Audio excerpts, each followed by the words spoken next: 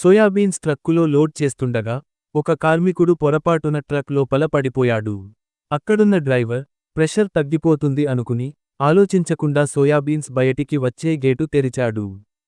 కాని అదే అతిపెద్ద తప్పు అయింది.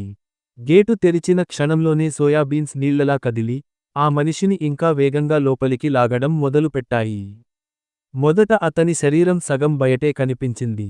కాని ఫైర్ ఫైటర్స్ వచ్చేలోపే అతను ఇంకో సగం లోపలికి మునిగిపోయాడు.